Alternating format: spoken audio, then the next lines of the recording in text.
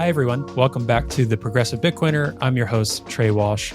And today we have Marce Romero from the Nostr report on. Now, I'm a huge fan and proponent of Nostr, just as much, if not more, than my love and advocacy for Bitcoin as an open protocol, censorship-resistant place in social media that's also so much more than just that. So we talk about Nostr, we talk about the Nostr report, journalism, we talk about global affairs, we talk about freedom. This was such a rich conversation, and Marce is such a wealth of knowledge and perspective and opinions, and hope she continues to put out her opinions and voice in the space. And we'll gladly do this again with her, or also host a Nostr Nest, so many other conversations we can have in general about this. So I really hope you enjoy the episode. And if you have any questions or any thoughts on the episode, feel free to reach out to Marce or I. You can find us on Nostr, and all of the links are going to be in the show notes, but also you can reach out to hello@progressivebitcoiner.com. And also in the show notes, you're going to find our promo links again through Bitcoin Magazine for Jason Meyer's book and for SAS Mining and their renewable Bitcoin mining that you can take advantage of. All right, enjoy the episode, and we'll see you again next week.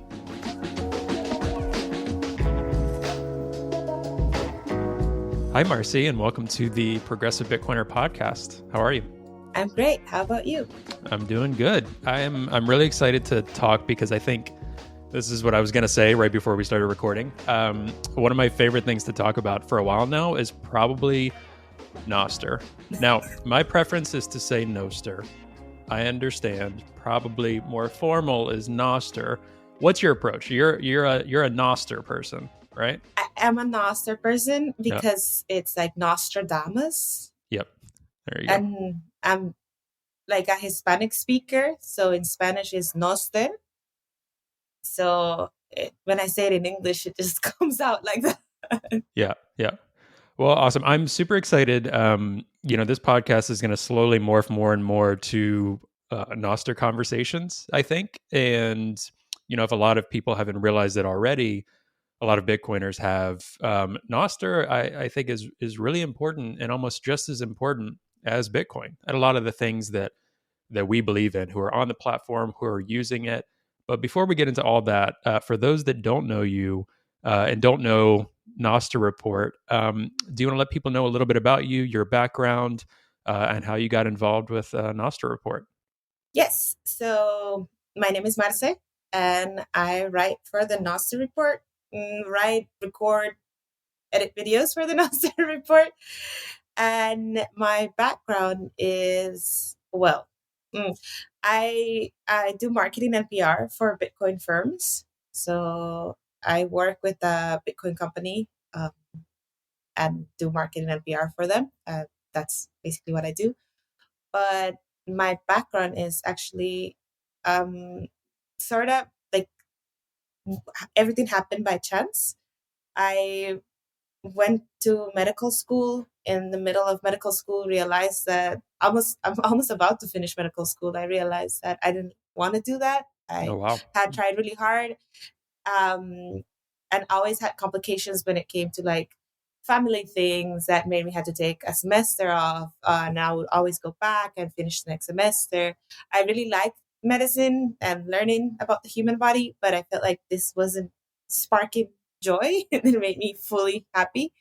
So I just dropped out, had no idea what to do, and started working and ended up doing marketing and eventually PR.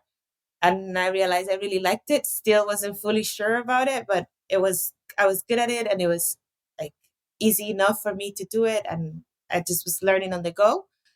And eventually I stumbled into Bitcoin and learn about it because they were hiring me to work with Bitcoin companies doing marketing and PR. And that's how I ended up in Bitcoin, which led me to Nostr. I found Nostr one day listening to a podcast from a Hispanic podcaster called Lunaticoin. He's really big. If you haven't checked him out, he recently did a podcast with Breedlove, so you can listen to him if you're an English speaker. And if you speak Spanish, just look for him, and he's amazing. And he was doing a podcast about Nostr, and I heard about it, and I'm like, this is interesting. It reminded me of Keat, like the concept of peer-to-peer decentralized communications, And so I went ahead and reached out to him because I wanted to do something for my own clients. And then eventually ended up learning more about Nostr through him. And then I opened my own account, lost my keys, had no idea what had happened to them. Wasn't really interested. Like it was like, oh, that's cool, but too much work. I don't have time. So I left it there. And then in December, Jack posted that he wanted to do a conference in Nosara, which is right, like I'm in Guanacaste in Costa Rica at the moment, and that's really nearby. So I was like, oh my God, I'm about to go. I used to live somewhere else. I'm like, I'm about to go back home, and that would just be the best thing on earth. So I went ahead and I told my friend, like, hey, I want to help. And they tagged me on the thread, and ended up organizing with a bunch of amazing people Nostrica. Now we're doing Nostratia. So yeah, I ended up very involved in Nostr from that moment. And then right there, not only I had motivation because of the conference, but then I was like, what is all of this? I love it. And I fell into the rabbit hole. And then during Nostrica, the Nostr report needed someone to help them report during the event. So I was there, and they asked me to write the editorial pieces of every day of the event, which I did. And then they were super cool and asked me to stay. So I managed to trick them into wanting me to stay with them. Now I'm here. That's awesome. That's such a cool story. And I bet it was wild to, you said it's right by your home. So what was it like having like this new thing like Noster, Jack Dorsey, all these random people being like close by to your home for this conference? That must have been wild just to be like, really? Oh, that's cool. Like, yes, I will be there. Yes, that I first of all, when I went into Nostrum, like, why is everybody saying pura vida, which is like 100% Costa Rican? And I'm Yep. like, why are these people doing this? This is so strange. Right. And then I'm like, oh my God, I love it. It makes sense. Like people in Nostr embrace the pura vida 100%. So it it made total sense and it works. Like I think if something uses pura vida in the correct way is Nostr. So yeah, it was, first of all, my country is a tiny country, right? People usually call it Puerto Rico, and I'm like, no, that's an island. We're a country in Central America. So no, sometimes no one even knows what we are, where we are, like anything. And having all these people be like, yes, we're all going there. It was like, are you sure? Yeah, Really? right. Yeah. Yeah, I remember seeing a lot of those threads and stuff because I just posted on Nostr this morning actually. I think I was using Primal and it said the actual date of when I guess I created my inpub. So it was December 24th, 2022. So it was like Christmas Eve, and I was like, what was I doing Christmas? I guess I just like randomly stumbled on it, and I've been mainly using Damus. And I remember seeing all those threads when Nostrika was being started and just all the threads of people getting involved and then seeing you pop up and then seeing the Nostr report pop up. So that was all really cool, like seeing all of that come together and having FOMO, seeing all of that happen. So, I mean, you talked about Pura Vida, and one of the things too that we focus on with this podcast in general is trying to be kind of a different voice in the Bitcoin space, especially in the West and especially in the US, which oftentimes with media it leans more of a right or libertarian leaning and kind of like singular focusing culture sometimes. The nice thing about Nostr, I think that people don't realize is Nostr now Bitcoin in terms of people who use Bitcoin and things like that across the globe is very diverse, right? In the US, though, some of the perception is that it's right leaning. It's like conservative politicians are into it, things like this. Nostr is this very diverse, weird, fun community. So can you talk a little bit about that? Was there something that you really enjoyed about the community or culture in general? Like what was it that really compelled you about being a part of this initially? This is basically, I think, what most of us feel. And it's like, I have control, I have ownership, and I have freedom, and it's a safe space. And it's crazy to say something like it's a safe space because it's an open protocol, there's no censorship, and everyone can say whatever they want. But I kid you not, like I've never, and I think this is the right podcast to talk about this, I guess. Like, as a woman, I've always been afraid to say many things. Like, you've always, like, you grow up thinking like you can't say those things because you're a lady, you can't do these things because you're a lady, and you do everything the way your parents want you to, especially when you come from like a conservative Latin family. I grew up in a household with a single mom in a small town in Costa Rica, which meant that there was a lot of judging uh, towards my family because my mom was a single mom. It was just my sister, my mom, and me. So being obviously always in a small town under the like focus of a bunch of people that just were judging us because of circumstances that were completely out of our control, it makes you grow up thinking that you have to be next to perfect, right? That you can't do anything that would make things more complicated for you or your family because it's just it's just it, right? And then so I've always have opinions. I've always had opinions. I'm very opinionated. I've always want to move the world in a specific way, but was also scared. So I would start going and then I would stop myself. I would be like, I want this, I want to do this and the other, and then I'd be like, but what are other people going to think? What is my family going to think? My partner, who at the moment, is he going to be okay with me doing this? So I was always wondering, like, if what I was doing was approved by society. And then in Nostr, it doesn't matter. And people actually appreciate it. People actually think I'm funny, which is weird. People actually want to hear my opinion, which is very strange. And they're not judging me based on preconceived notions of what society should be, because here everybody has control of what they want to see, so they create their own environment. So the data that's out there is not being censored by a specific group of people with a specific agenda. Yeah, that's really true.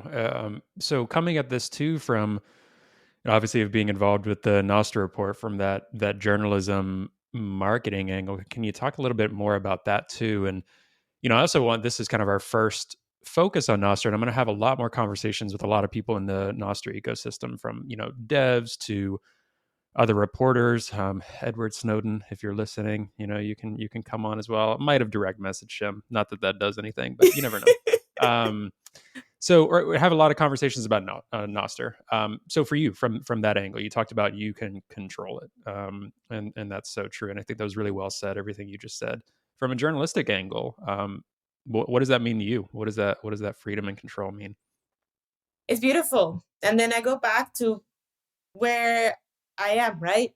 Um, so, and I said this, I think if anyone has heard me speak before, which I don't think that's many people because I don't speak out there that much, but um, growing up in Costa Rica, we grew up privileged in the sense that there wasn't any censorship per se. Media was allowed to say whatever they want, not like, for example, our neighboring country, Nicaragua, which everything is like, if the president doesn't like you, you go to jail, and that's it. Like it's like that. So, from a journalistic perspective, that has always been in the back of my mind. Um, if well, obviously I am not I have terrible OPSEC. Everybody knows where I am, who I am, what I do. So that's clearly, I'm not concerned at the moment about my safety on what I say. But recently in my country, we our newest president is someone that won't take it. If you talk bad about him, you're no longer invited to the press rounds. The other day there was a whole scandal because they were trying to shut down a media, like the biggest media outlet in the country. They were trying to shut down because they're not friends with the government. So when I see that I have the opportunity to say whatever I want accurately, from like, I go and I look into the sources of things and I can report on it how I feel, it's immense power and immense responsibility, like Spider-Man, because I have the ability to tell people things raw from my point of view. So as a journalist, there's two things that I always want to take into consideration when we post anything on Nostr report, and we focus mostly on Nostr updates and Nostr news. So it's not like we're talking about war. But if I were to do a piece, for example, I don't know, on economics in Argentina, I want to be factual. So it makes me double check myself even more than any other type of writing, because I want to make sure that the information I'm giving people, it's 100% correct. They can check me. People can challenge me. No one's going to tell them this is the absolute truth. They can go ahead and check what I'm saying and see if it's correct.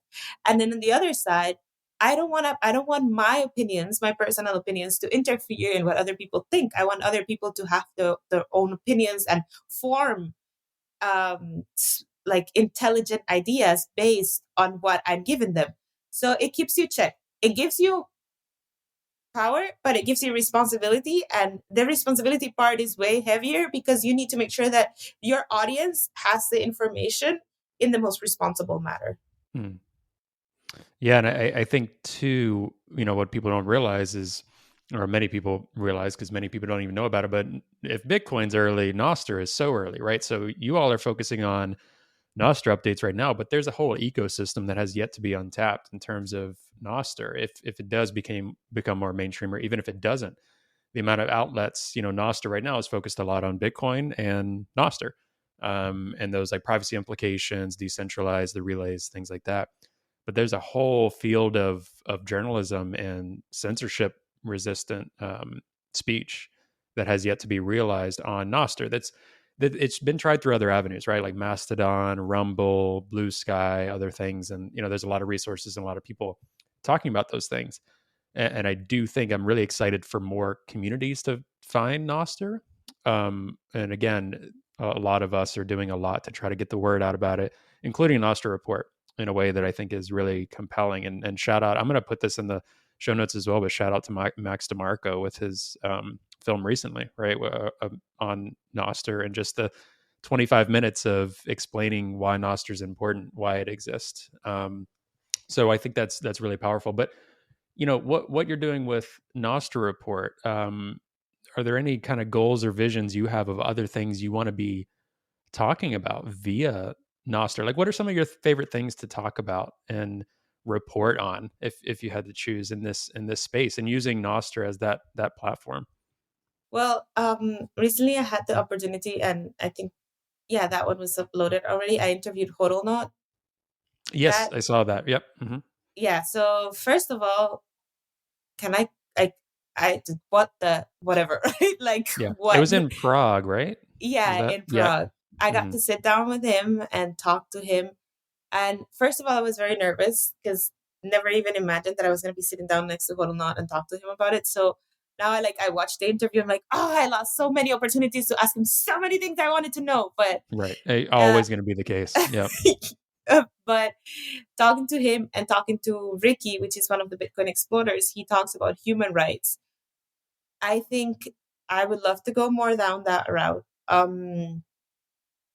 Because this is what we're building everything for, right? Like, I want to be able to have all this stuff that's happening right now that's completely inhumane to be a story that people in the future can go back and read and be like, wow, we were barbaric. Not something that is their reality. So to me, talking about people like Not that, and he says this, he did not bend the knee, and stood by what he believed, even though his whole life was being attacked. Um, or people like Ricky from Bitcoin Explorers, that he literally dedicates himself to bridging human right foundations with Bitcoin. Um, I think I'm going to try to release this Sunday another interview with Johns, who does both fun and like a bunch of things actually. But Johns, it talks about making human centric design. So basically, all these tools, yes, there's a lot of math and geek things behind them that are great. And the reason why they work is because we need people with the knowledge to be able to build all of this. But this is human based, right? This is designed for humans to be able to use it and to explore it. So my goal is to be able to report more on how this are human tools for humanity to be able to be who they want to be and express what they want to express. So that's my goal, basically.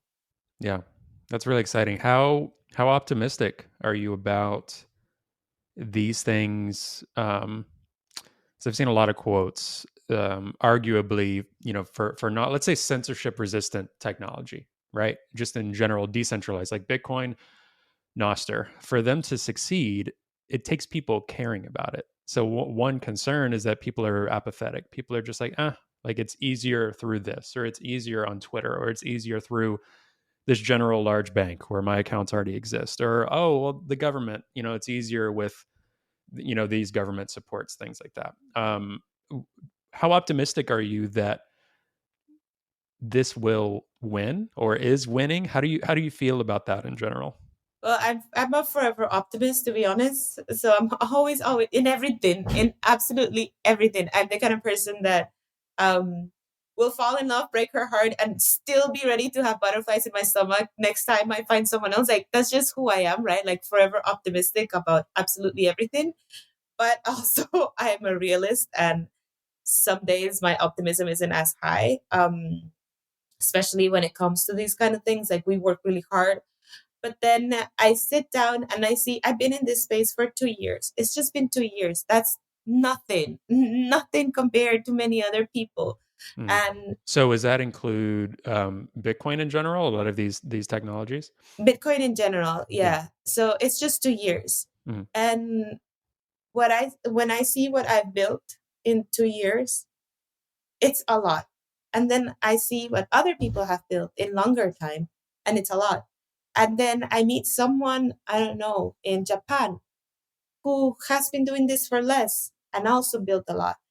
I meet someone in Suriname, of all places, right? And she's leading Suriname into a Bitcoin economy.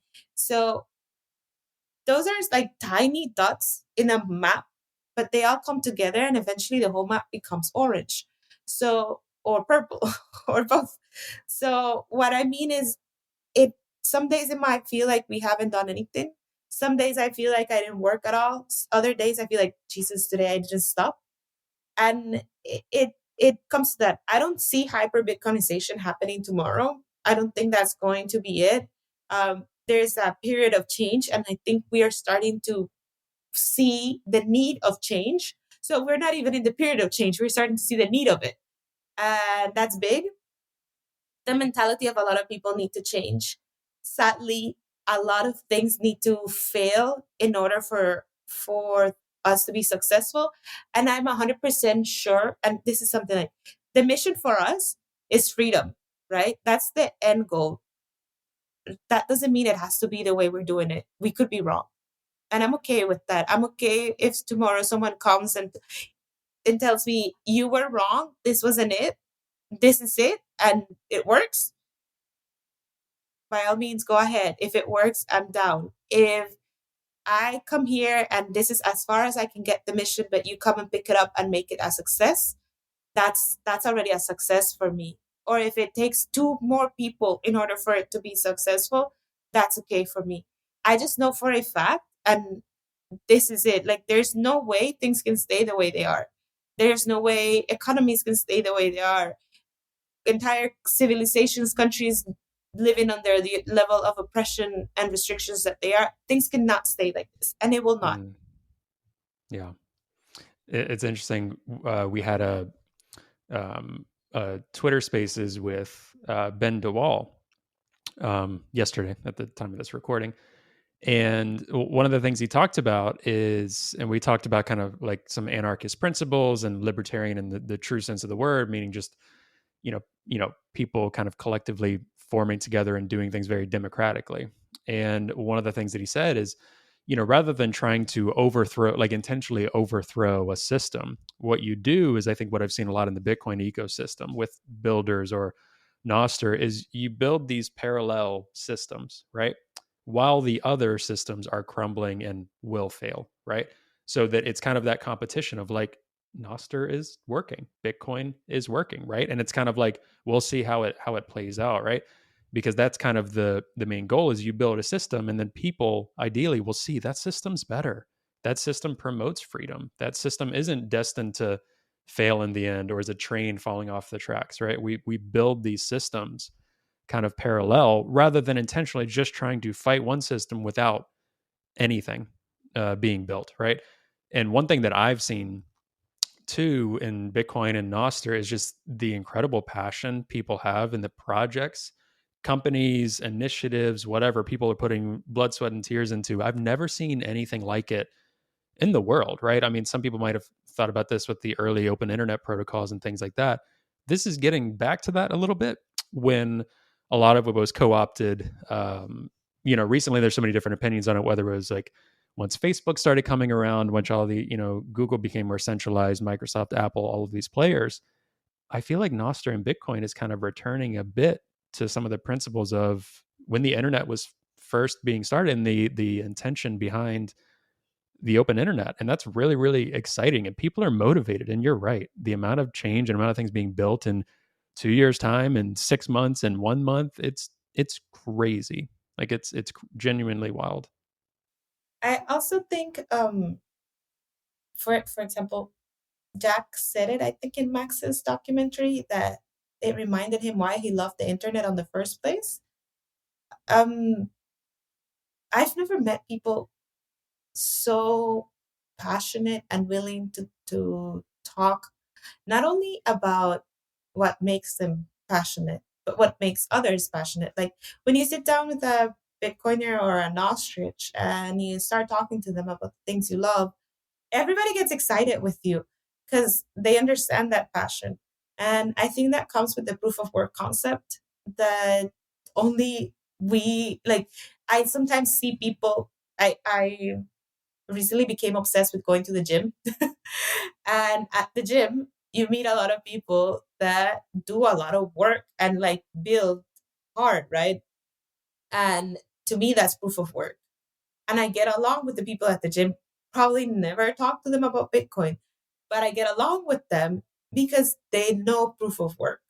So proof of work comes with passion and with low time preference. So these people are Bitcoiners. In my brain, they might not know about Bitcoin. I might not be like ready there to step in and orange pill them or teach them about Nostr, but they understand the concept of proof of work in a way that that's how they live their life.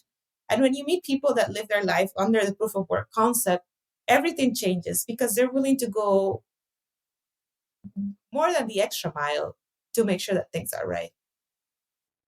Yeah, the proof of work concept mindset. That's interesting.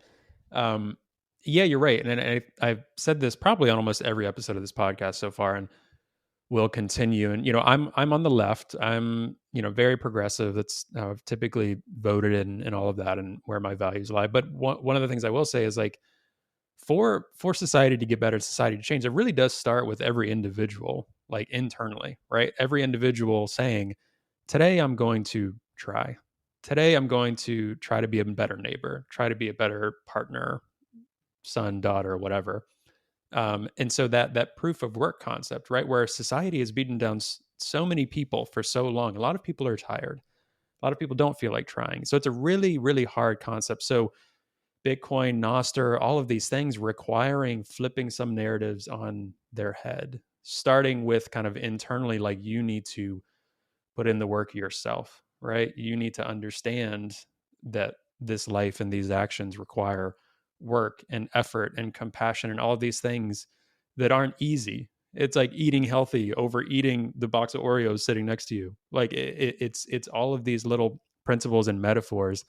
And that I think you're exactly right. If someone starts and lives their life that way, I would almost see them as a Bitcoiner as well, or someone that can understand that. That's the starting place. So I would say, yeah, you're a Bitcoiner if you understand it starts with the individual, and we can create a better society if every individual starts there to also be better for themselves, so they can be better for their family, for their community, things like that. So that's a really interesting parallel. Yeah. It changes a lot on how you see the world in general. So um if you ask me what's a change in, like, what has changed the most in your life, is like, well, I I live under proof of work and I try my best. I work every day to live under proof of work. to make sure that it makes sense, that everything that I do has a meaning that is good. So if we start living like that and we start raising our children like that, if we my mom is almost 70 years old, and I gave her two books. I always come back from my trips with Bitcoin books to give to her, but for some reason these two she decided to read. Alvaro Di Maria gifted me his English version of The Philosophy of Bitcoin. So if that one is a great book. And I gave it to her to read it. I told her, Mom, this book is very special to me because the author is my good friend. And he just exploded in a matter of months, he just became this big thing. And I'm super proud of him. So please read it. And she reads it. And every day after I see her reading, and then eventually during the day, I see her close the book and put it on the side. I'm like, what did you think? And she's like, yeah, it's fine. I'm nothing too complicated. I understand all the concepts. I'm like, okay. Then she's like, what did you think? And she's like, yeah, it's fine. It's nothing weird, right? Eventually she closes the book and I realize that she's done. And I'm like, what did you think? And she's like, I realized that I need to unlearn a lot of things. And it's cool because that's the first thing I ever thought when I first learned about Bitcoin. Is like, I did not understand the legacy financial system, but what I did know was incorrect, and I needed to unlearn it to be able to understand everything else.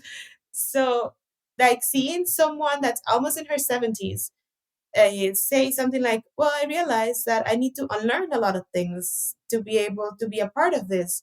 And she said, it's not for me, it's for you to work on it, to build for the younger generation. But I want to know, so I need to unlearn. And that's really cool. That's proof of work right there. And if you have the ability to do that, it doesn't matter your age, it doesn't matter nothing. If you have the ability to put the work, then you should go ahead and do it. Mm. Yeah, and that's another core thing of like you're never too old. You're never too whatever. It doesn't matter where you live. It doesn't matter your age to unlearn these things and to realize these realities. And I think that's one of the most frustrating things. And one thing I'm going to be super intentional about on this podcast is trying to get in as many different types of voices and global voices because ideally, like, this podcast is a Bitcoin podcast. There's going to be a lot of Bitcoiners listening to it, a lot of people that are into Nostr, like those type of things, like preaching to the choir, right? Or perhaps those Bitcoiners that support us, but aren't on the left or whatever. Like, we're not having conversations with just like people on the left. We're having conversations about things that I think are important values to the left, like freedom, like diversity in opinions and thoughts, like the environment, all of these other things. But in the US, there's so many people that view Bitcoin, view Nostr, view whatever as right wing, as like, oh, crypto bros, as all of these things, when that is the furthest thing from the truth. So any just us having this conversation here today, if someone randomly stumbled on this podcast, they might be a little confused, as in like, that's what Bitcoin is. That's what Nostr is. They're talking about Costa Rica and your mom getting into Bitcoin. Like, what is all of this, right? And that's the point. It's just being as consistent as possible, putting out these narratives and stories because it's driving me nuts. That especially on the left in the United States, the perception of all of these things when what we're about is exactly what you said, just promoting freedom and trying to help humanity be better and live better. Hi, everyone. Hope you're enjoying the episode. Today's episode is brought to you by Bitbox. Now, Bitbox is a hardware wallet that's open source, incredibly secure and easy to use, and it's what I'm using to safely secure my Bitcoin in cold storage. Now, I know self-custodying Bitcoin can really be intimidating, but Bitbox is designed for ease of use without compromising on security. It's USB-C compatible and allows you to easily back up and restore your private keys with a micro SD card, which is really cool. Now, you can purchase the Bitbox using the promo code TPB at the link found in the show notes for 5% off your purchase. And I really want to thank Bitbox for their support of the podcast, and I'm really excited about this new partnership. All right, I'll let you get back to the episode now. I think the concept of the left and the right no longer exists for me. Like, in a way, too much of one side or too much of the other side have become the exact same thing. So, for example, I'm all about people living their life however they want to live it, but that comes with a line. right? So if I want to live my life however I want to live it, that's great, but I can't go ahead and impose my life to others. So if someone who loves guns and wants to shoot guns all day, that's great for them, but don't shoot them towards my yard, right? Because then it becomes my problem. So it's the same concept with, I don't know, I'm gonna get canceled, whatever I say. But it's the same concept for um okay, I want to wear high heels. If I want to wear high heels, that's on me, right? Like if I want to wear high heels, it's my decision. If you look at my high heels and you're like, I love those heels, you look gorgeous in them and you admire them, and you're like, I want some, I could give them to you, or we could go and find some. It's none of my business if you want to wear the heels with me or not. And if you want to wear them, that's great. But then if we find someone else, like we're already a clan and we believe the heels are cool and we want to make everyone wear them, or we want everyone to be like admiring of our shoes because we like them, and then some other people don't like them, or some other people don't want to wear them, they should respect us and not tell us anything, but we also should respect them and not force them to be like, you need to say you like them. You need to be okay with it.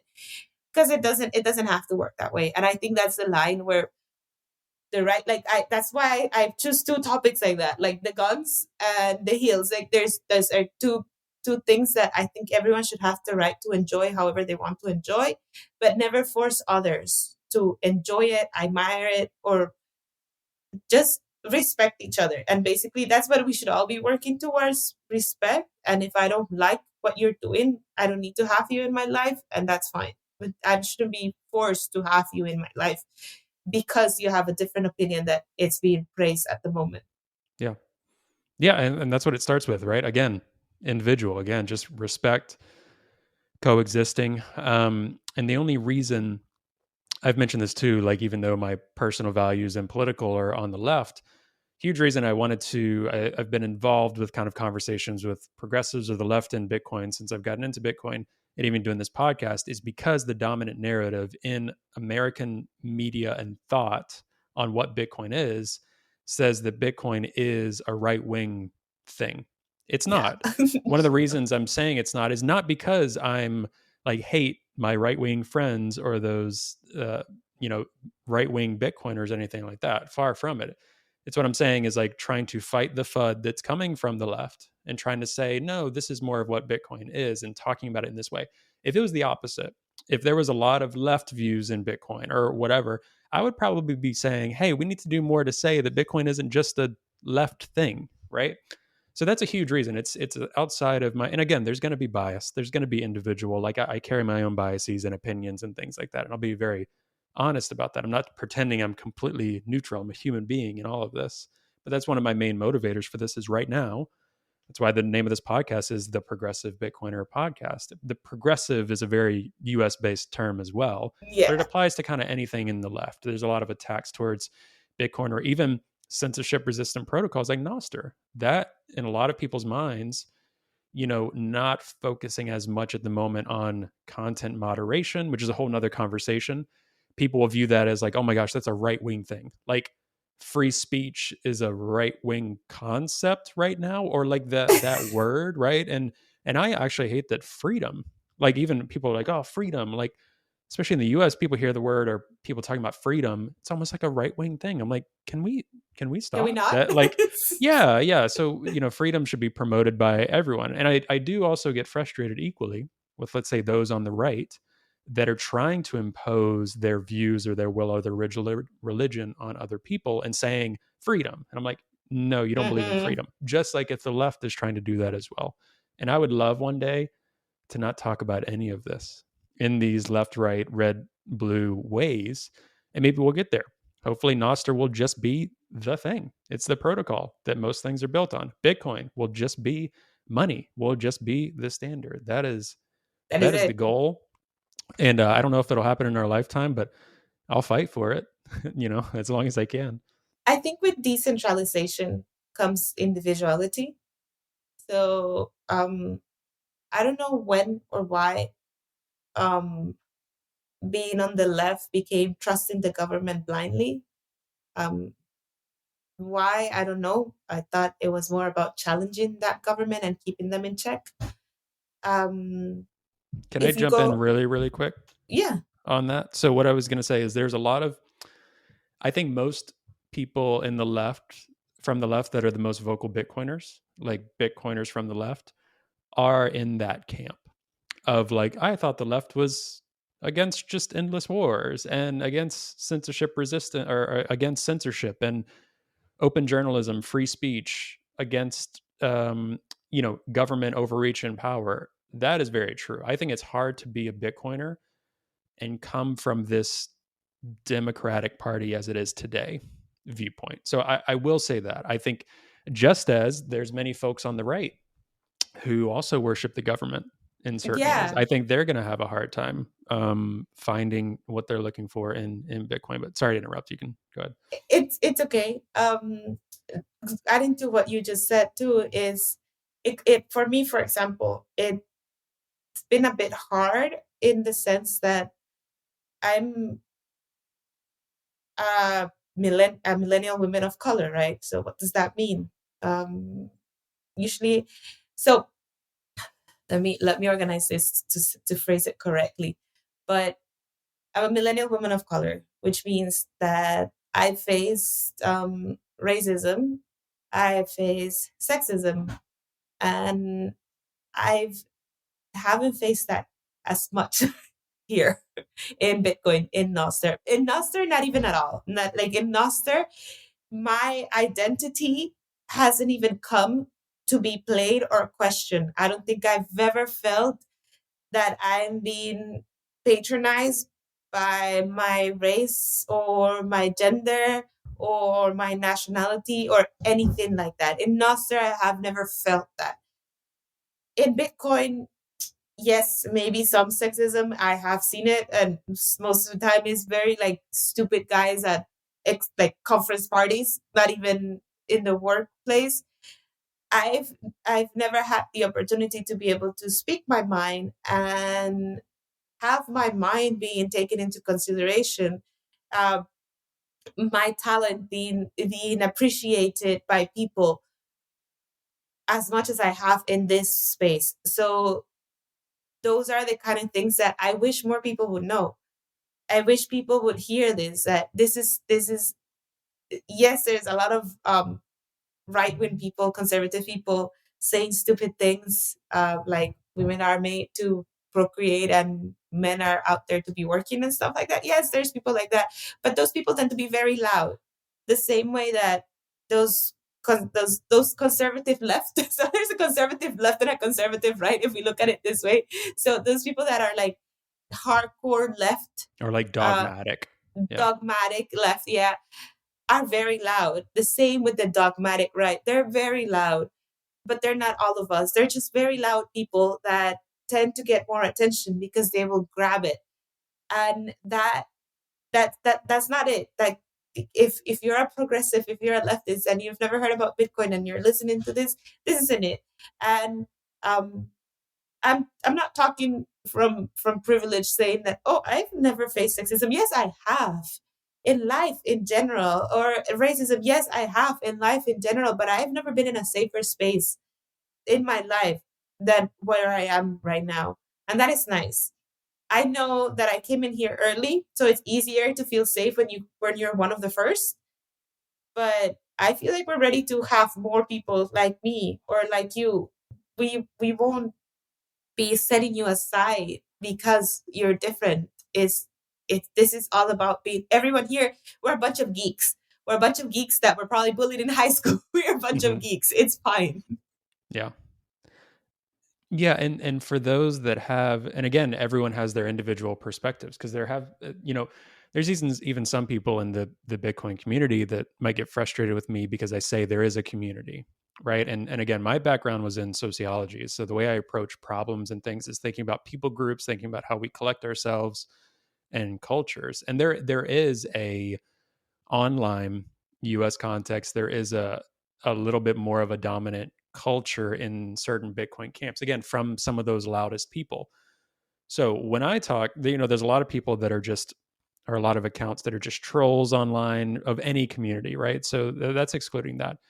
There are some in the Bitcoin community that are loud about certain things that could be on their own personal views, and everyone has the right to that. But say you can't be blank and be into Bitcoin, or this is, and it's like, nope, you're not promoting freedom. So if you're someone who is really fighting for Bitcoin and really public about that as well, fight for freedoms for all people, and welcome everyone into the space. And most people are doing that, but there's still some, and sometimes I see things where I'm like, it's not helping here. Like, yes, I think Bitcoin will win in the end. Yes, I think Nostr or these open protocols will win in the end. But we can make it a lot easier for people to join these things as well. But you're exactly right. I think more and more in general, it's getting better. And I love, from what I hear, it sounds like you're talking about a safe space. Yes, in your personal experience, but also in the sense that you have control, right? You're not, when you're interacting with Nostr, when you're interacting with Bitcoin, you are in control. You're not getting permission from anyone to do that, or to say what you want to say or do that. Especially with some of these progressive web apps that are coming out through the internet browser. Like, the App Store can't tell you no. Like Mm-hmm. Android, like no company can tell you no. It's getting easier and easier to run your own relays without you having to know anything through these little decentralized services. Wild progress. Like, I didn't expect that to happen as soon as it is, and that's why I feel like it's going back to the early heydays of the internet, where more things are happening through web browser again than apps, because we don't have to rely on, are the app stores going to do what we want, are going to be Mm-hmm. open. Well, a lot of times, no, unfortunately, but we don't care. It doesn't matter. That's what's great about this. Yeah, I think we evolved, like we went a little bit crazy evolving and thinking like if we have everything in one point, it will be easier and um let's just make things fast and easy for people to grab. And again, I'm going to go back to the proof of work concept. That may work very easy, right? Let's make things as easy as simple for everybody so no one has to think. You want to think, because if you think, if you choose, then you're doing it for you. And by doing that, no one can tell you how to do it. No one can impose things for you. So yeah, it's really nice to press a button and have your food delivered to your house. That's great, and no one is saying that that's bad. All we're saying is that you're giving your location, your food preferences, your information to some stranger out there in the internet. And that's a line where they're, again, it's not bad. I do it. I order Uber Eats all the time. I'm saying, like, are you consciously doing that? Is the information that you're giving out there, are you consciously making sure that people know what you're saying and what you're doing and the dangers of that? And that's where I think the biggest challenge is on adoption, because yes, most people have no idea um, how terrible it is. Like now that, like, so Meta released threats, everyone went on it. I'm like, why? Like, why are you giving these people more of you? We already given them enough. Like, why are we giving them more of us? And they're like, oh, they already have all my data. I don't care about it. And he's like, yeah, you don't care about it. Um, until you'd have to, until what you're saying or what you did may get you in trouble, even though it was not ill intended. You never meant to. I don't know if you want to talk about vaccines, and then you get censored because you're talking about vaccines. If you're in a safe space where you can control that, it doesn't matter if you are anti or pro vaccines. You can communicate what you want. The other person reading will be smart enough to be like, oh, your information is BS, or your information is actually something I want to hear or read.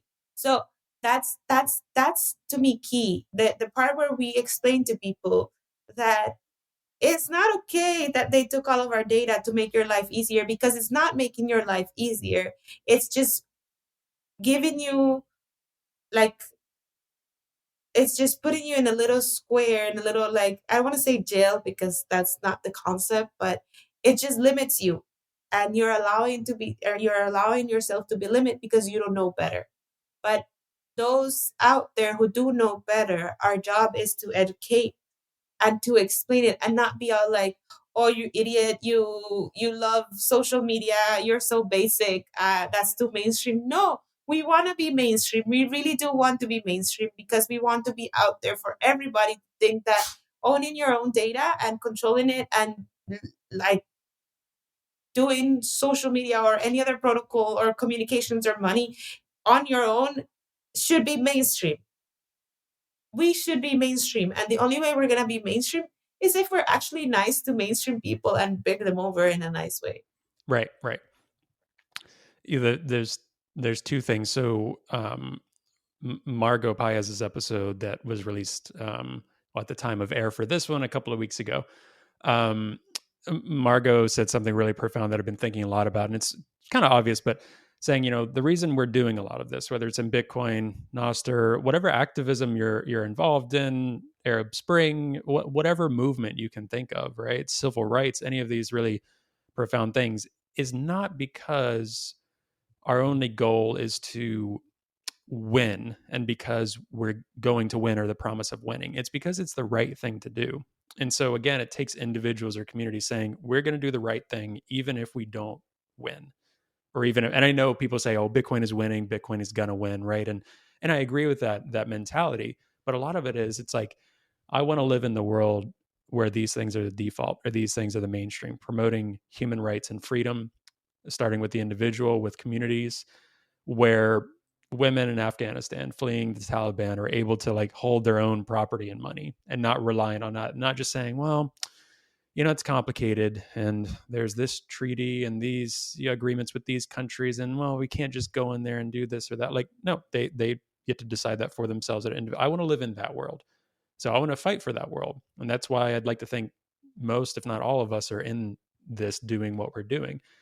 And if we don't win at the end of the day, that sucks, but we're doing it because it's the right thing to do. And we really firmly believe that. And then second, my conversation with Jameson Lopp, which at the time of airing for this is last week.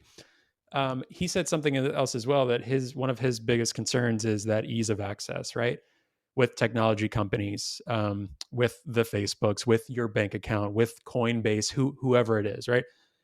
The easiest way of doing something will often win in this day and age right now. And so how do we combat that? That's kind of the biggest struggle that we have, is like, oh, well, I'm already on Instagram, Threads is right there. Or, oh, well, and I used to think this before in Bitcoin. I was like, well, they already have everything they could know. If they want to find me, they can. If the government wants to find me, they can. If, whatever, my social security number, they probably already got it, whoever wants it, all of these things, and just kind of throwing your hands up, or not really understanding. So that's something else we're combating, as well as the ease of access. Although there's been a lot of progress made in that realm as well. That's like where I was with, like, when I said, yes, I have terrible OPSEC. Definitely I have terrible OPSEC. That's a risk I'm willing to take because I think being out there, like being a person out there that people can say, oh, that's Marce. And of course there's a lot of parts of my life that are private and I don't share, but being out there allows others to identify me and allows other people like me to be like, oh, look, that's a seemingly normal person that looks like a person. She might have laser eyes on her Twitter picture, but she actually looks like a normal person. You don't have to be a NIM. You don't have to be hiding under a mask to be a Bitcoiner, or you don't have to want to hide in order to use decentralized forms of communication. Or maybe you have to. Maybe that's the only way you can do it. But it's okay if that's it. So basically, we all have a role to play, but we all have to keep one thing in mind, and is that we're doing this for humans. So whatever we do, it needs to be directed for humans to use it, and it needs to become mainstream. It's so yesterday, I think Mir posted a tweet of So there's this show on HBO. It's the Sex and the City show, the redo. What's it called? Um, Of Sex and the City? I don't know. so it's the new Sex and the City, Mm-hmm. but it's like they're old now, and it's them at like in New York now.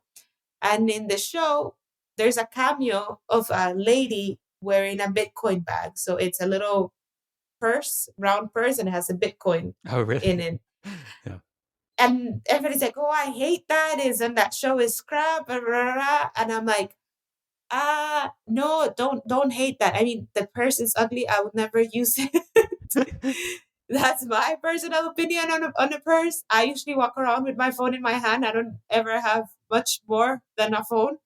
Um, but that's what we need. That's literally what we need. If someone wants to walk around with a purse that has a Bitcoin on it and wants to be looked as a Bitcoiner, good for them. If they want to do that, that's great.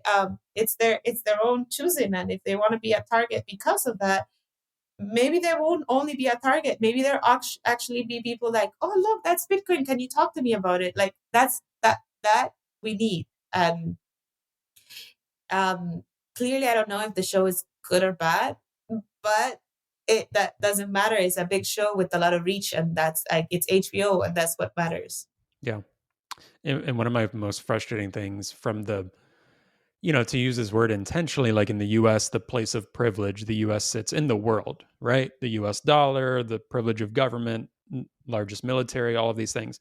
For the US and politicians in the US and a lot of the population to have opinions on freedom promoting technologies that benefit the world, but be like, ugh, we don't like that, or ugh, that's greedy people, or it's and not against the environment. I'm like, what a place of privilege for people who currently don't feel that they need it in their lives. Maybe one day they will, but currently don't feel it because they're like, well, I have my bank account, or I use Venmo or PayPal or Cash App, whatever. This way, I have dollars in my bank account, I have middle class, whatever. But then dictating for the world, because fortunately, unfortunately, the place we're at is the US markets move a lot of global markets. And Alex Gladstein is a great resource on all of these different interconnections between debt crises and things like that across the world.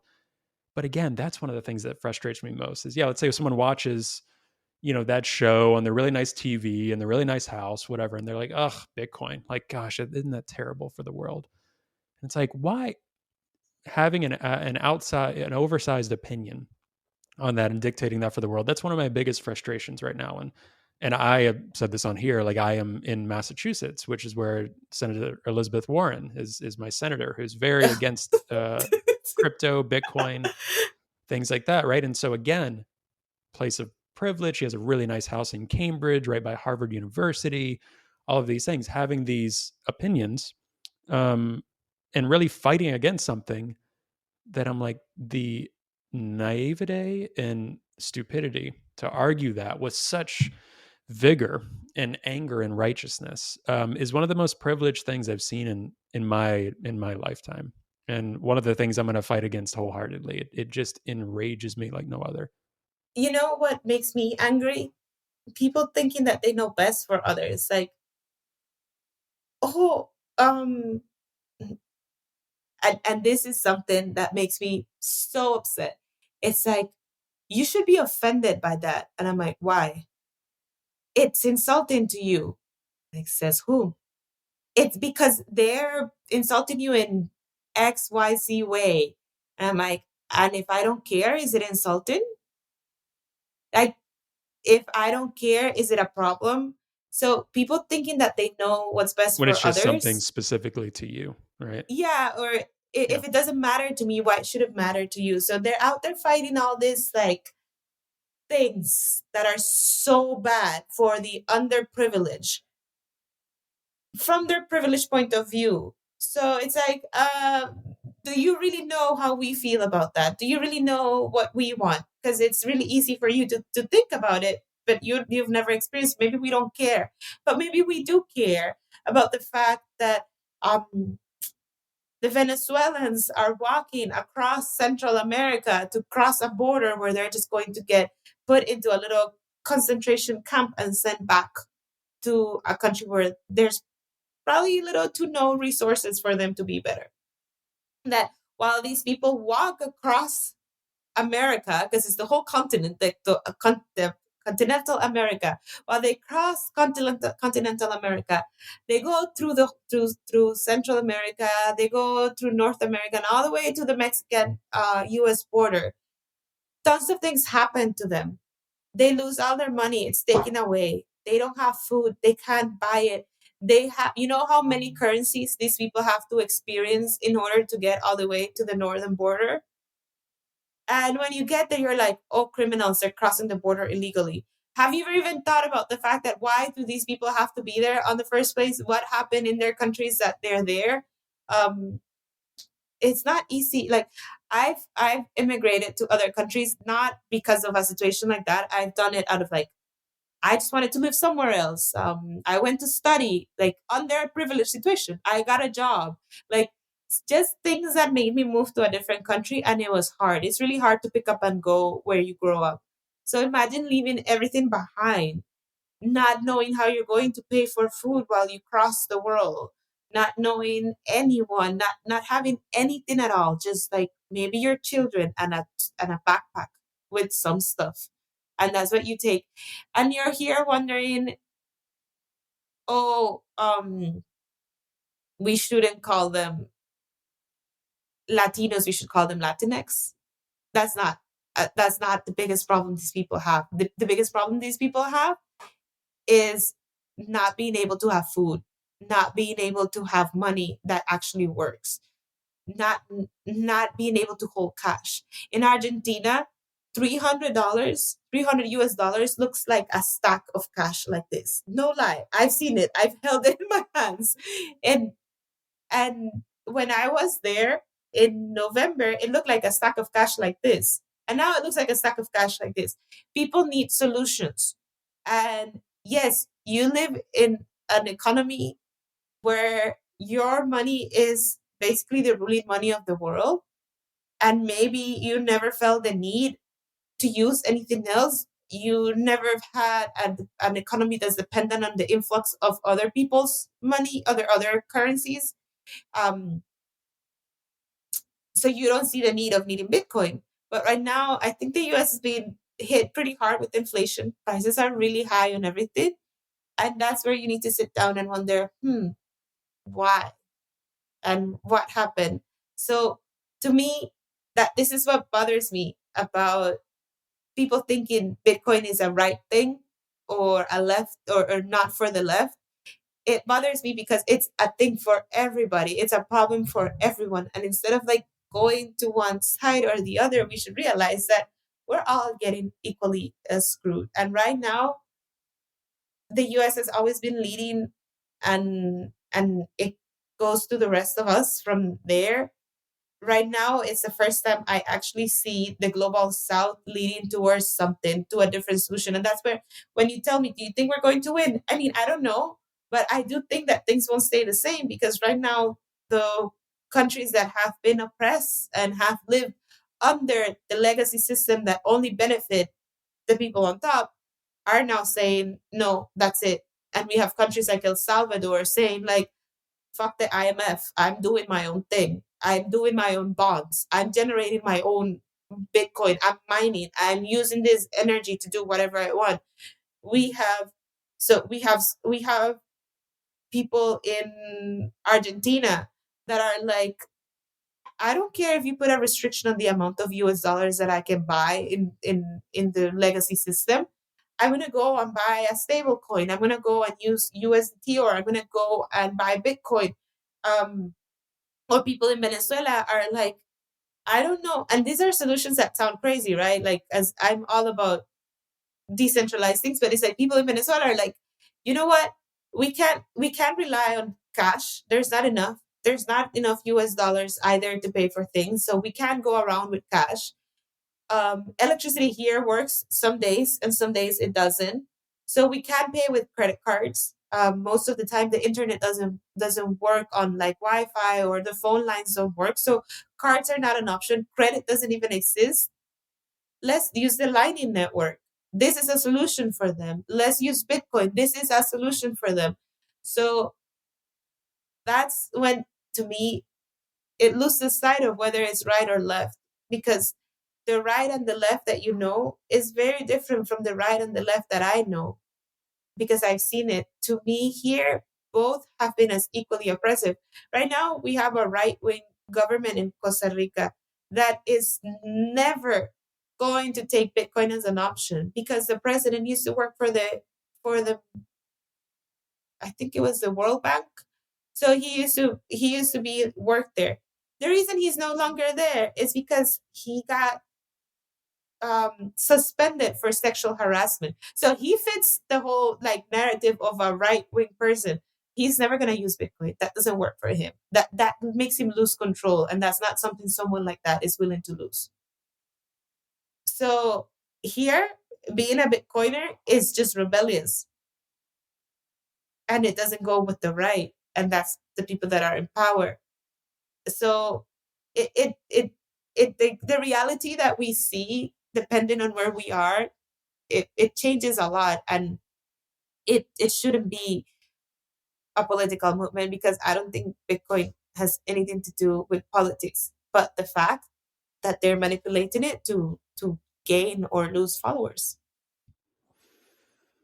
Yeah, man, you said so much. I should have just let you keep going for the next half hour. This is such a rich conversation. We'll have to do some Nostr nests on a lot of what you just talked about as well. I think that would be really cool. Yeah, again, we had the Twitter Spaces with Ben DeWall recently, and he's classifies himself as a socialist anarchist and kind of libertarian at the core. And again, not libertarian in the sense of like right wing United States person, but I have started being more vocal on saying like Bitcoin, I think, is anarchy and libertarian in its principle. And again, libertarian doesn't mean left or right or Mm-hmm. politics. It means like it is a system outside of the government. Like it is like anti-state money. It is not of the state, right?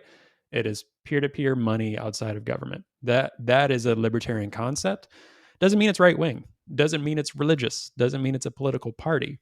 But you're right. Like Bitcoin is a rebellion. It's either a major rebellion, like a country is being toppled, and there's revolt. There is a currency change. There's a leadership change, a coup, or it could be rebellion in the sense of we're using Bitcoin, or I'm going to take some of my salary in Bitcoin for my company through Coinbase instead of US dollar, right? And again, that's a silly example, but it's a rebellion because the US government's like, "Oh, we really want you to use dollars. Like this Mm-hmm. is not okay, but we're going to pretend that it's like, oh, it's okay."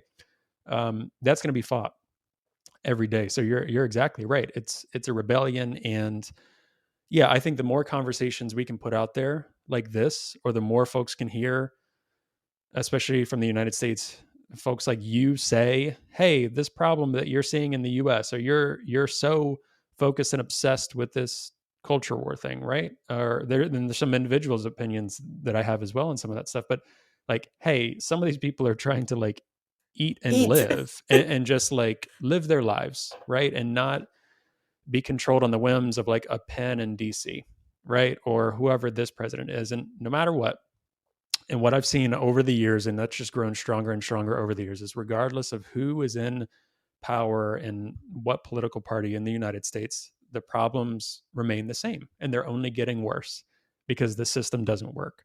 So we need something else. So for me, I've kind of pulled back from that system and tried to figure out. And one of the greatest ways I think to help the world is open freedom promoting protocols like Nostr and like Bitcoin, right? Even environmental stuff, right? In terms of like just individually, like, methane emissions being one of the worst causes of There's people climate change and mining. greenhouse gases, right? People are capturing that methane and converting it into Bitcoin. So you've got Uh-huh. market incentives, like greed will encourage people to do that. It's not just saying, "Hey, ExxonMobil, like you should do the right thing."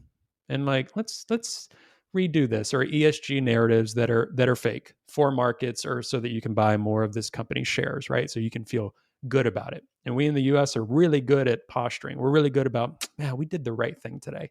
oh, that Mhm. felt good. Let's sleep well at night, right? We When brought it's some doing freedom to nothing. Afghanistan.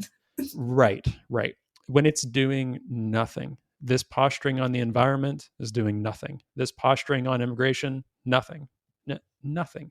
But hey, some of this methane flaring and capturing that is doing some pretty cool stuff in Bitcoin.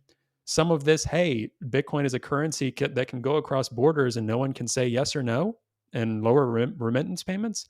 That's making it easier, right? Even if people aren't owning Bitcoin yet, that's going to topple some things, right? Like in El Salvador, right? The fact that the country and the government is all on board with Bitcoin, regardless of whether a citizen has it today or not, I think their life will improve because the infrastructure and system around it has decided we're going to utilize Bitcoin and not listen and wait for the US or the Mhm. IMF to give us our, porridge for the day or whatever metaphor you want to use. And like to me, it's not that I don't think abortion is important. It's not that I don't think LGBTQ plus rights are not important.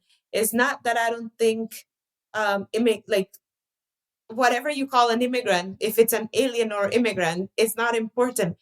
Words matter. Words matter a lot. Your vocabulary changes, like the way things are felt by others and the way your brain perceives things. So yeah, all these things matter. But to me, all these things will be a consequence of freedom. Not there shouldn't be freedom. I don't know if you understand if I'm making any sense with what I'm trying to say, but basically all these little things that are that they're telling us are the problem are not. They're not the problem. The root cause of our problems is not whether I can go get an abortion or not. It is a big problem.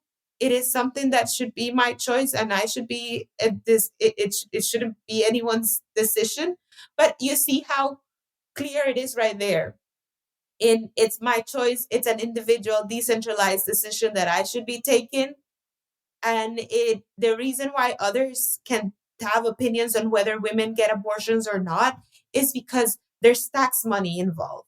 It's because there's a legacy system that has allowed the fiat system to be in control of everything we do, from our food to our decision to the tax paying. Like countries don't need taxes, governments don't need taxes. Like these taxes are the equal to charity. There has to be a better way for governments to be able to create money. Like if not, that means that governments are the worst companies on earth because all they do is ask for money, and that right there shows that it's an inefficient company right there, asking for money all the time, never producing any. Yeah. So Well, now we just lost like all of our progressive left listeners when you said governments don't need taxes. That's really funny.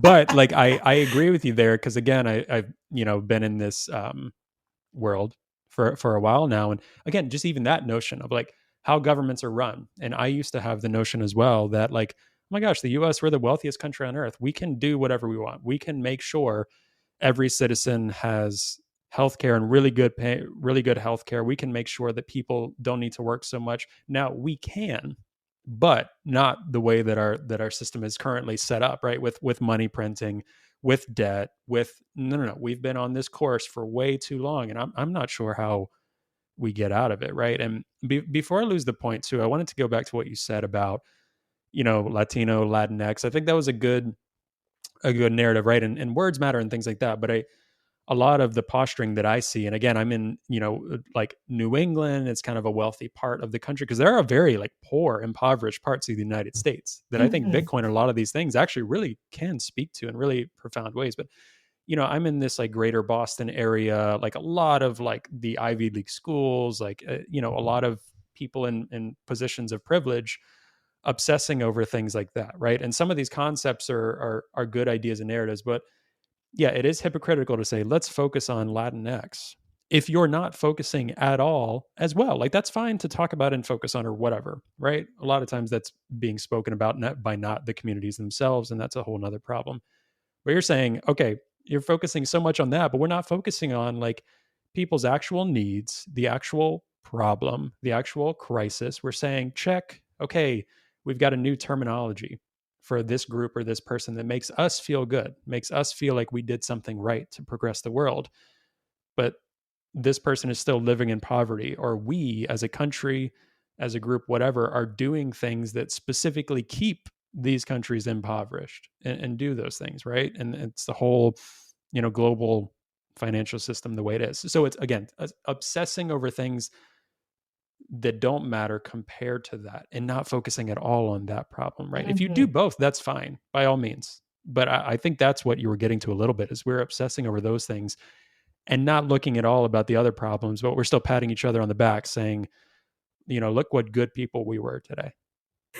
Yeah, exactly that it, to me, it has become more about, oh, I did the nice thing today, whether, oh, we did the right thing today, and the right thing was actually not giving children in jails when they cross the border illegally. That could be great. Like, those kind of things. How about not deciding whether a country gets a loan to increase an industry, or how about we stop living out of loans and credit, and we find other ways to make countries be able to produce. So basically, like, to summarize, what I think is that, yes, all these problems are problems, but they're not the root cause. And it's like, if I go to the hospital with a headache, and I always go with a headache, and all they do is give me aspirin, that's not fixing the problem. They should go ahead and check what's wrong. Why am I always getting headaches? To fix the problem, maybe I have a tumor and maybe it needs to be removed.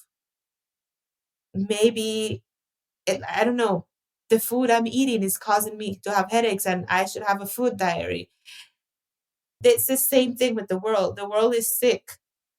And those, like, individual problems are not the reason why the world is sick. There's a bigger root cause, and we should all be concentrating on that. Mm. And that the original host of this show, Mark Stefani, that was our first episode back. So he wrote a book um, called Sovereign Health, and focusing on, like, literally, like, healthcare in America and how we even treat that, right? And too much, it's like, yeah, that person, it might have been their food. It might have been, again, starting with that individual, right? Where we're only band-aid solutions of the problem when it's so bad. And that's the expectation, right? Whether that's government, whether it's our financial systems, whether it's literally healthcare in the US, it's like just band-aids and then passed on to the next person. Band-aids, then passed on to the next person. That hospital or that doctor or whoever, they retire, and then it's passed on to the next person who oversees that hospital or this health insurance company. And same thing with presidents. It's passed on to the next, passed on to the next, because no one's going to get elected if they say, man, we got to, like, our budget has to be like zero this year because we're really bad. Like, we're really, in debt. That's never going to happen until it has to, So yeah, I mean, that's a really important point, is starting with all of that. Gosh, yeah, you got me thinking a lot. This was really a good and rich conversation. And, I expected to talk about Nostr. I expected to talk about Nostr report, but I think you have a lot of wealth and knowledge on the world. And I hope, I want to look and hear you giving these opinions a lot more. I think it's really rich. I think you're really smart on a lot of things you're talking about. I would love to keep doing this with you. And but I think you're going to keep being out there, and like you said, like, you're trying to be out there, you're trying to get your voice out and trying to get these thoughts across, and I think it's really good and really needed. So definitely keep doing that. Thank you. This is a lot to think about. Yeah, I mean, is there anything else that you wanted to kind of talk about, discuss? I mean, I definitely want to make sure that people, know to go to the Nostra report and know where to follow along with you and your work. But anything else that you wanted to bring up or discuss? Well, if you want more spaces where you can talk like this, I think, first of all, be sure that anyone listening out there, you can also create create your own communities online or in person. Just go ahead and do it. You can do it. If you have questions on how to do that, I'm sure Trey has ideas, and I do too. Um, Reach out. And then, well, we also have Nostratia coming up. So to me, that's a project I love because it's basically that, a place where people can just grab a mic and speak. So if you haven't registered, please register so you can go or be there online. Because to me, that is a place where you can speak your mind and come up with new ideas on how to keep doing this, whether you're a dev or a content creator or just someone who likes to post notes.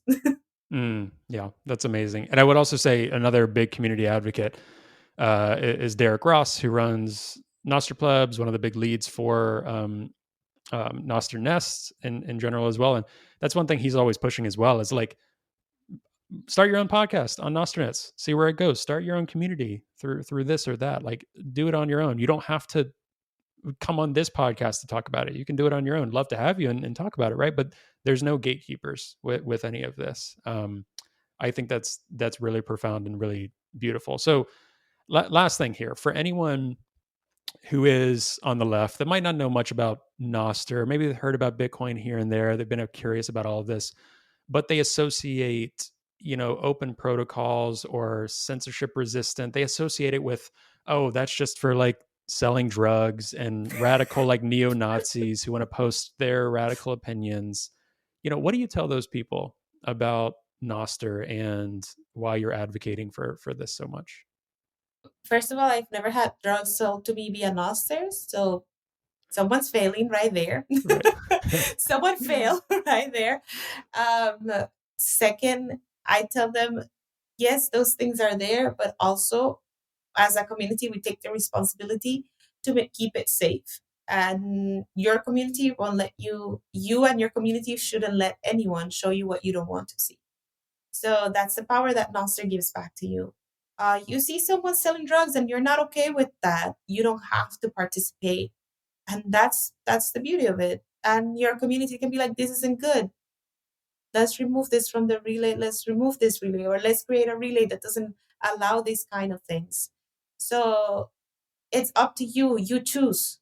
So it's super cool to be able to grab your car and go wherever you want. That's the exact same thing. You can go wherever you want. Mm.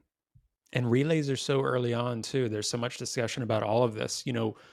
We're not even barely using the full potential of Nostr and relay. So you're exactly right. Like, you do what you want. If you want a relay that's just focused on trans activism, you can do that on Nostr. If you want a relay that talks about like your gun collection, you can do that, right? It is about doing what you want and not being censored. Because right now, if you're advocating for censorship against one group, one day it's going to be against you, regardless of whether you feel that right now or not. Like, if you're all gung ho on who's in the presidency or who's leading your country right now, that's great.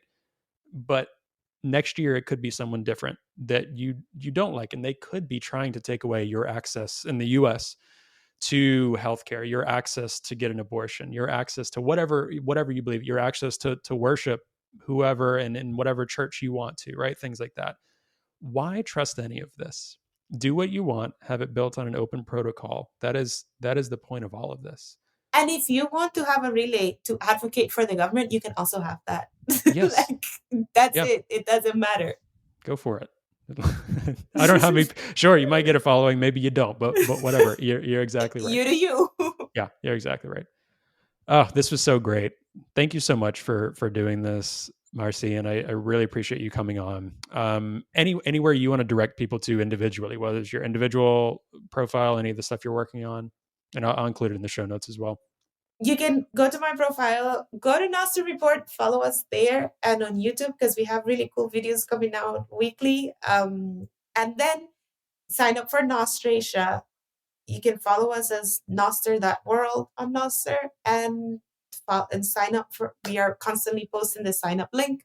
All of the organizers were also always constantly posting the sign up link. So please sign up for Nostrasia and follow Nostr Report, and follow me if you wanna. I have a very random profile, so if you wanna read random notes, you can go ahead and read random notes. That's great. Awesome. Well, thank you so much. Really enjoyed this conversation, and we'll do this again sometime. Thank you for having me. Always. All right. Bye.